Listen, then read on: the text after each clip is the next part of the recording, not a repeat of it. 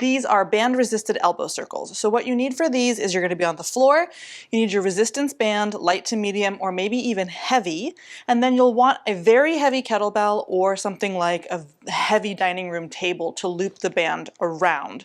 So how we loop the band around is you have your long band, you're going to first thread it around the handle of the kettlebell, and then take the tail end and thread the tail end through that small little loop. So there you have the band. I'm going to show that one more time. So you take your long loop, and then you thread it over the handle of the kettlebell. You make a small little loop, and then pass this big tail through that small little loop. And there we have tied up our band. So I'm going to lay the kettlebell on its side so it doesn't go anywhere. Next, so it's very heavy. Next, I'm going to move back. I'm going to be on all fours. Place the band either above or below your elbow joint. And from here, we're going to start to make little circles of the elbow. So what we can do here is mobilize, moving our body weight towards our wrist, body weight towards the pinky. That may feel really nice in the wrist joint. But then we're going to think about the elbow first bending and then straightening.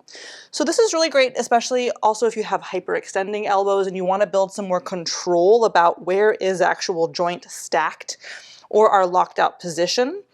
Okay, next, so we're going to bend the elbow out to the side, kind of like bulldog arms. Let it sweep around in towards your thumb, and then straighten the arm all the way. Elbow rotates, so the elbow pit faces inward. It goes out to the side, around, and then straightens. So you can adjust resistance here by moving backward, increasing the challenge, or moving forward. Okay, once you finish a few in one direction, now we're going to bend the other way. So we're going to allow the elbow pit to rotate externally, bend the elbow towards the thumb side of your hand, sweep it around towards the floor, out towards that bulldog position, and then straighten.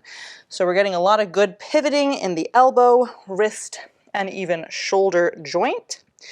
You could try this on a lot of different angles where the band is pulling you from different directions. That can be kind of fun to play around with. So feel free to get creative once you get into position. So doing a few reps on one side and then changing over to the other side. Those are our band resisted elbow circles.